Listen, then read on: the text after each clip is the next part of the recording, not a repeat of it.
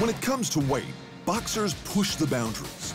They'll risk dangerous dehydration, even pass out in order to hit the weight limit, all so they can pack the pounds back on overnight for a competitive advantage.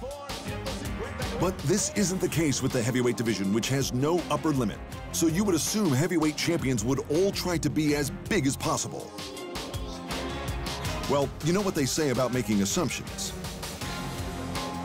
The smallest heavyweight champion in history was Tommy Burns, who won the belt in 1906. He measured only 5'7" and a meager 175 pounds. Burns would eventually lose the title to Jack Johnson in 1908. The so-called Galveston Giant measured a shade over 6 foot tall, but weighed only 200 pounds. Still, that was massive compared to future heavyweight champions like the legend Jack Dempsey, who tipped the scales at just over 191 pounds, as did the man who beat him, Gene Tunney. Max Schmeling was remembered as a towering figure, but measured less than 6 feet and weighed only 194. And Jersey Joe Walcott won the title at 37, despite being only 196 pounds. Walcott's career was brought to a close with 2 losses to the most successful big little man the world has ever seen, Rocky Marciano.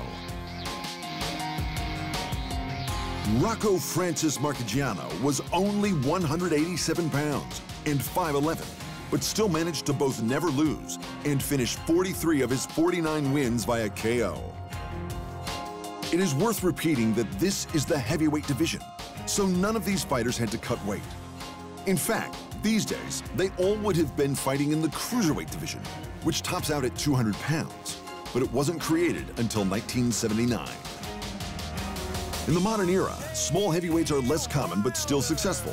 Take Deontay Wilder, for example. Like a lot of modern heavyweights, the Bronze Bomber is a giant at 6'7". He also sports a prodigious reach with a wingspan of over 6'9".